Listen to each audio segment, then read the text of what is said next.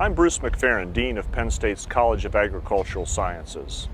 We all know that the food on our table starts on a farm somewhere, but we tend to overlook a number of key factors in how that food makes it from the farm to the table. One aspect that's frequently overlooked is the importance of research in ensuring that we have a safe, healthy, nutritious, and affordable food supply that's produced in an environmentally sustainable manner. Here in the College of Agricultural Sciences, our research, both in the past and into the future, encompasses a wide range of topics. We work from the field, to the barn, to the laboratory, to the table, in order to ensure that we're producing the food that we need to sustain our society. Dairy is a really critical part of Pennsylvania agriculture. It accounts for nearly 50% of the farm gate value to Pennsylvania farmers. Here at the dairy farms, I'd like to take you through a description of some of the work that we're doing to ensure that this critical segment of Pennsylvania agriculture has a role in the Commonwealth's future. Pennsylvania's dairy industry is extremely diverse. We see everything from herds of a few cows to herds of thousands of cows. We see everything from pasture-based systems to operations where the cows are confined in comfortable barns. One thing that's common to all of Pennsylvania's dairy herds is the need for efficient production, leading to good cow health, good cow comfort, and environmental sustainability. Here in the College of Agricultural Sciences, we have researchers who've spent years looking at the nutritional components of dairy diets. Two nutrients are particularly important in Pennsylvania: nitrogen and phosphorus. These are important because we're concerned not only with the raw materials that it takes to turn feed into milk, but also with aspects of the environmental quality of our water and air here in Pennsylvania. One of the features that we have been studying is the importance of different sorts of feed components. We're trying to take advantage of Pennsylvania's rich forage production capacity, the grasses and legumes that we can produce so well here in Pennsylvania, and adding those to dairy diets, even in systems like this.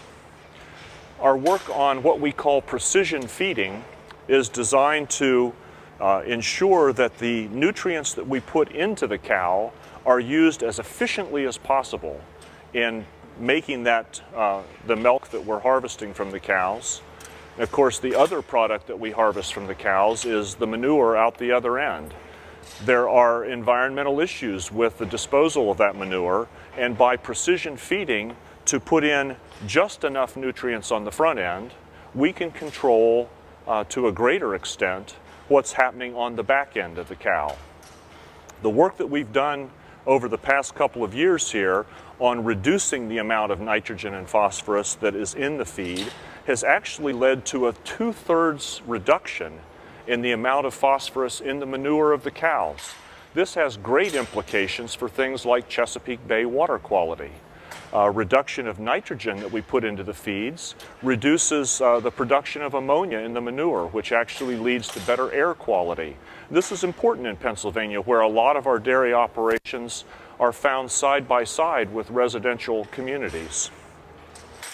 Now, we've talked about the research aspects of these facilities, but it's important to know that here in the college, we turn that research into educational knowledge. And we, in these dairy barns, actually employ 50 to 60 students each year in not only taking care of the animals, but learning how we conduct research and the importance of research for actual on-the-ground management. That's in addition to all the many classes that come out and use a facility like this as a living laboratory. We also educate through our cooperative extension programs, taking the knowledge that we've generated through research to consultants and farmers directly so that they can put these new ideas into practice in their own operations.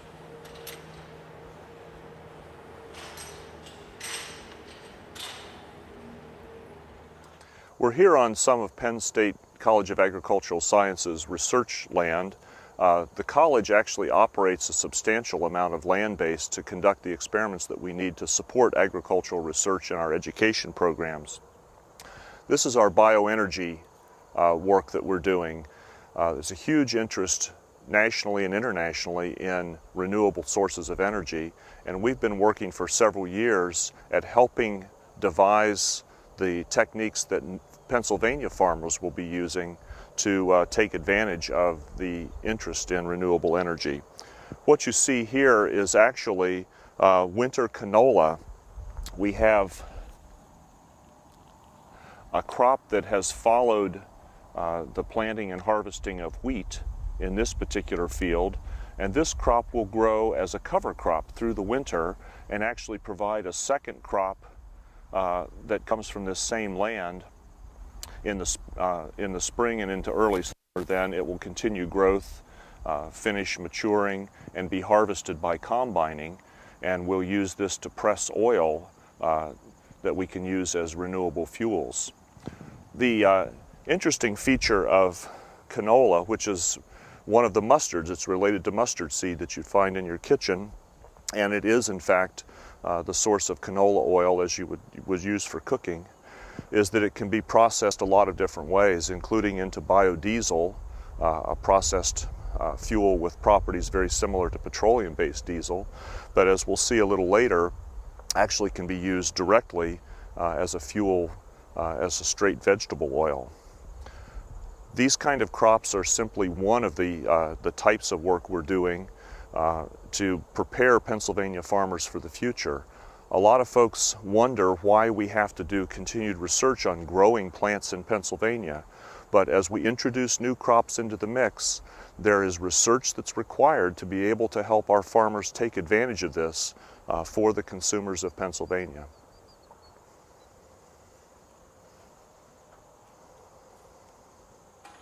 Now you've seen canola growing in the field. That plant will grow through the winter, it will mature next year, and it will be harvested by combine. And here actually are what canola seeds look like. Now this equipment beside me is a farm scale operation to actually take those seeds and press them into usable byproducts. We talked about winter canola as an energy crop. What we're getting from this crushing machine is actually canola oil coming out, and that canola oil can be used directly as a feedstock for diesel engines, or it can be further converted by refining into a biodiesel. In addition to the value of the fuel and the oil itself, we get some interesting byproducts. You see the meal that is the result of the pressing process coming out here, and this actually has nutritional value for livestock agriculture. And so for the farmer, this is an opportunity to expand crop production, use the full growing seasons available from these different sorts of crops, food crops through the summer and perhaps energy crops through the winter, and to be able to extract value added both in the terms of renewable fuel and also nutritional value that comes back into his operation. Our next step then is to see how we actually use this fuel product in the field.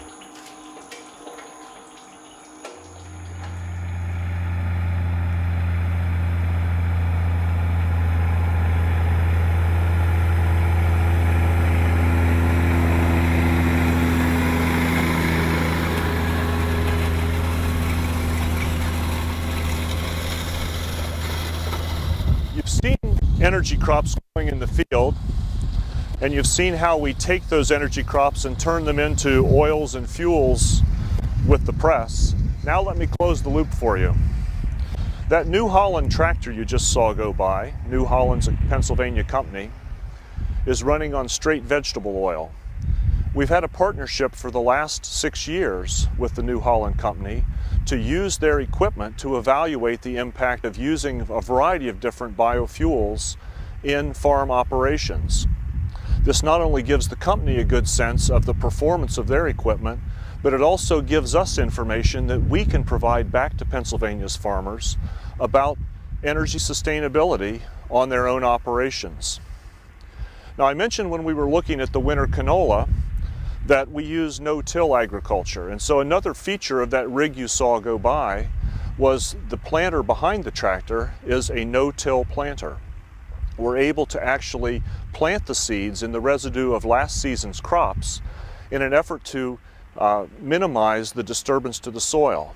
This is just another example of how research at the College of Agricultural Sciences continues to look for answers to help reduce energy costs, but also to preserve the environment through minimal impact on soil and water quality.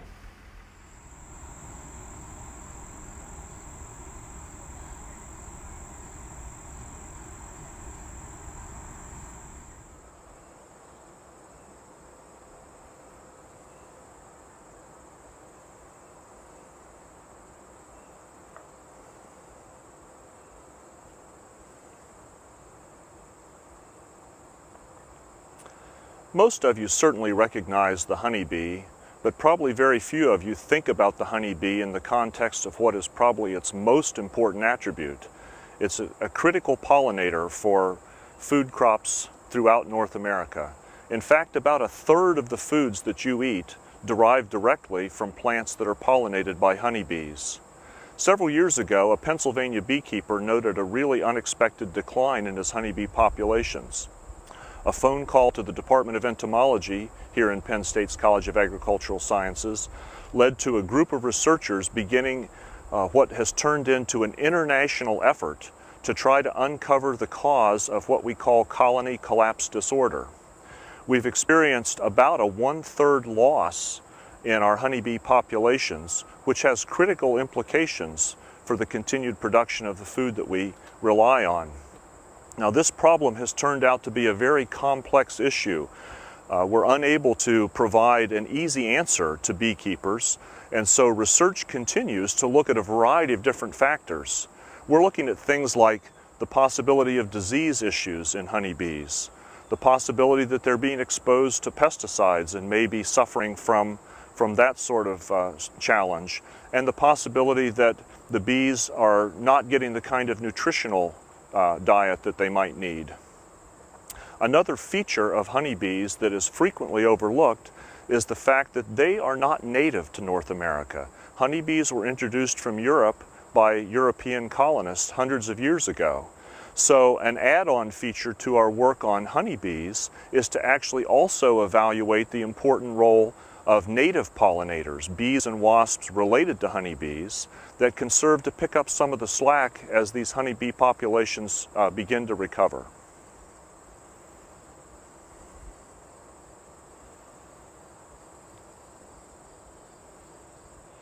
Problems that we see in the field often end up in the laboratory for their resolution, and honeybee colony collapse disorder is no exception.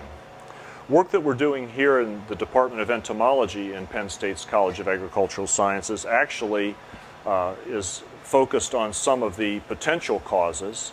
A group of researchers have been working for the past several years using very sophisticated genetic tools to examine diseases of honeybees and determine whether or not they lead to the symptoms that we see out in the field.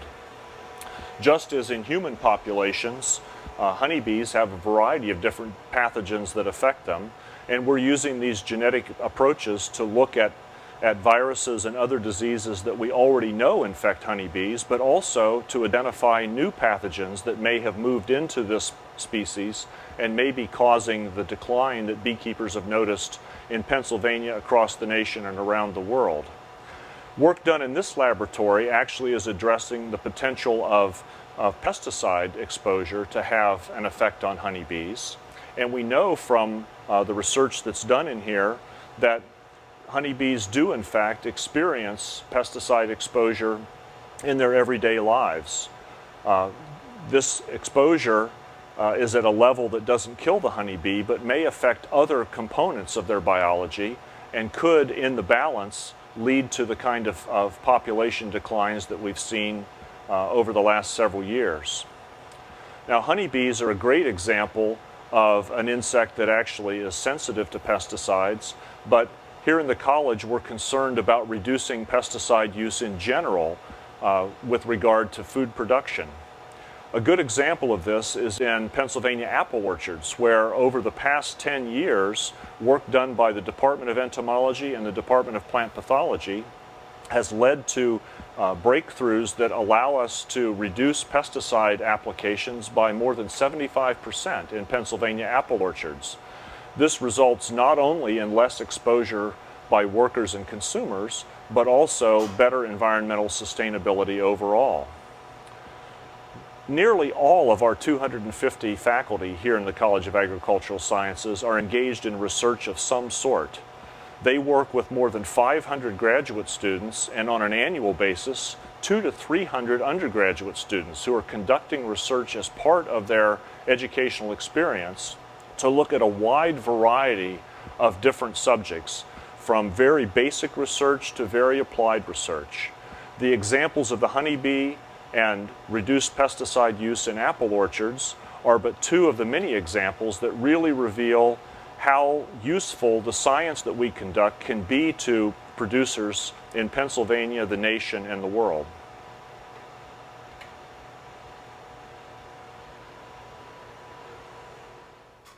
One of the roles of our Department of Food Science is to have a close interaction with the food processing industry here in Pennsylvania. We're in our sensory evaluation laboratory where we actually have subjects come in and do taste tests, looking at things like taste, texture, and odor of foods. They receive the food through the little portal. They can enter their responses in the computer, and that computerized information then goes into a central database which our researchers can analyze. I've traveled around a lot to food companies across the Commonwealth, and one disclaimer that they always give us is the disclaimer that, oh, our facilities are not as nice as the Penn State facilities. So these state-of-the-art sensory evaluation facilities do in fact say a lot about our ability to have a profitable interaction with private industry here in the Commonwealth to contribute to the diversity of food products that are available to the public. We've got a lot of activity going on in the background here. Another example of how we engage undergraduates in doing research. These folks are involved in the food preparation, the sensory evaluation tests themselves, but also the analysis of the data. So they're learning as they do through their curriculum here in the college. One upcoming collaboration that we're really excited about involves combining the research we do here on why people choose food with work in the Department of Nutritional Sciences on the implications of that food for a variety of diet-related illnesses, including things like obesity and diabetes. There's a lot of research that's required here, but if we're going to continue to contribute to a healthful food supply across the Commonwealth and beyond, it's exactly the kind of research that we need to attend to.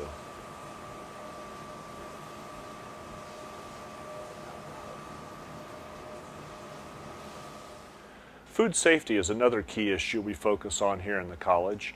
In the Department of Food Science, we have several labs that are dedicated to developing new methods to ensure food safety throughout the system from farm to fork. And this is an example of work that we're doing to actually look at molecular methods for identifying foodborne pathogens. If you've watched any of the TV shows where they do all of their fancy DNA techniques to identify who done it, you really are looking at the same set of techniques addressed at pathogens that can cause illnesses if they're transmitted through the food supply.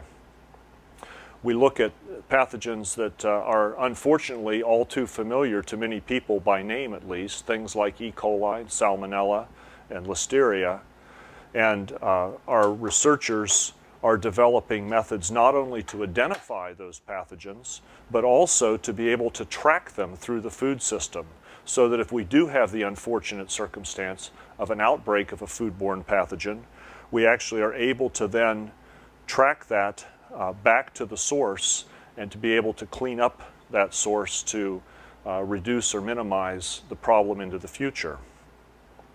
While food safety is a critical aspect of concern for us, it's also important to note that we use these same technologies for a variety of other disease-causing organisms. Researchers working in plant pathology do this with plant diseases. Researchers in our animal sciences and veterinary sciences units also look at livestock and even human diseases. These techniques are really robust, and they've added an incredible tool to our arsenal in our ability to ensure the safety of the food system.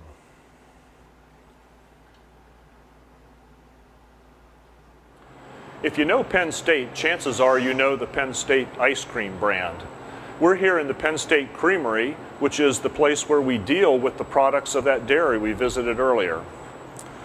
I've explained to you that the dairy industry represents one of the major sectors in Pennsylvania agriculture, and so it's important for us to conduct research and do teaching programs literally from the farm to the table. This facility represents a 145-year-old tradition at Penn State, although the facility itself is a state-of-the-art facility built just a couple of years ago. It's designed to handle research, teaching, and outreach duties. And as an example, we use this facility to engage our food science students in a variety of different activities that help them understand the dynamics of the dairy products industry. We're very proud of the fact that over the past couple of years, we've had 100% placement of our food science students as they move out into the industry following graduation. On the research side, we've talked a little bit about microbes that are bad for you in your food, but we actually are doing research on microbes that are good for you in your food here in the creamery. One of our researchers is working on probiotic bacteria, which combined in a yogurt drink actually have healthful properties. We also have a variety of outreach programs because one of the tenets of the land-grant university, and Penn State is Pennsylvania's land-grant university, is that we take our research knowledge out to practical application. And so through these workshops in our outreach enterprise and cooperative extension, we actually are able to deliver science-based information directly to people in the industry who will put them into practice.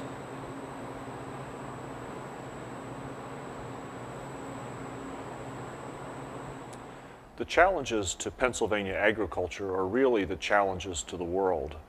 Over the next 30 years, the best estimates are that our population will increase by 50%, that a rising standard of living will mean we have to double the amount of food we produce, and we'll have to do all this on less land with less water and less energy. That is a pretty demanding set of challenges.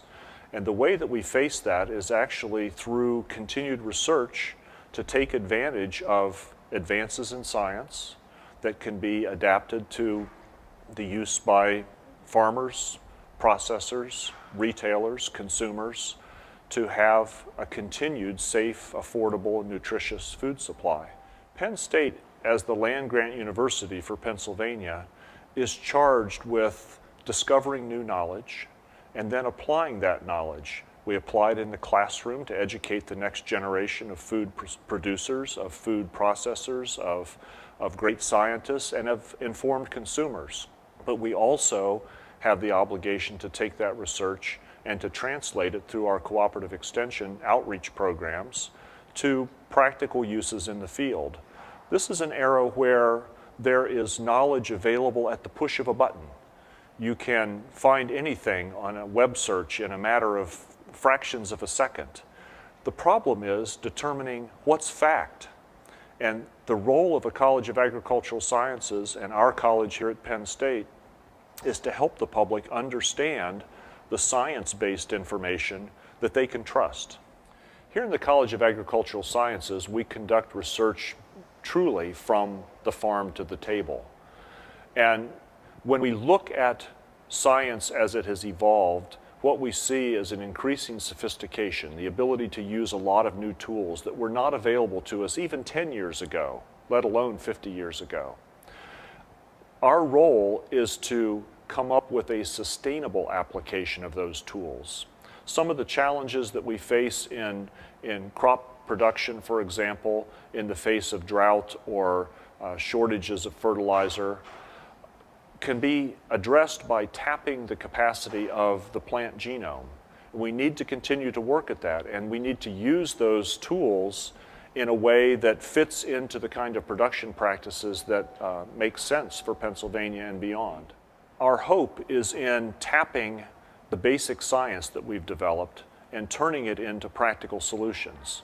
And my largest concern is that we will fail to account for the social acceptance of those tools and rush forward with science solutions.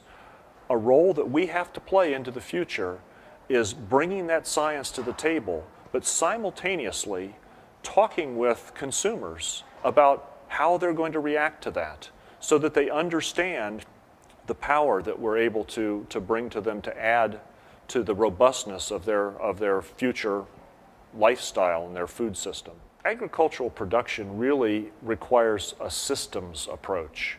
What I mean by that is you can break down research to its fundamental parts, but when push comes to shove and you have to translate that research back into the production of food and fiber, what we need to be able to do is pull all of the pieces back together. Farmers are the ultimate systems thinkers. They're dealing with everything from soil fertility to the variability of plant and animal genetics to economics. And they've been able to make this system work for them. And so as I see the college's strategic focus on systems thinking and bringing together systems, I think we're right on target with being able to consider all of these elements in our research portfolio and in how we turn that into educational programs. Part of the strength of the College of Agricultural Sciences here at Penn State is its diversity in terms of disciplines. When we talk about building a systems understanding of agricultural production from the farm to the table, we take advantage of the fact that our 250 faculty members represent everything from the social sciences, economics, through production of plants and animals, to the engineering to get it to the processing stage, all the way out to new products and retailing.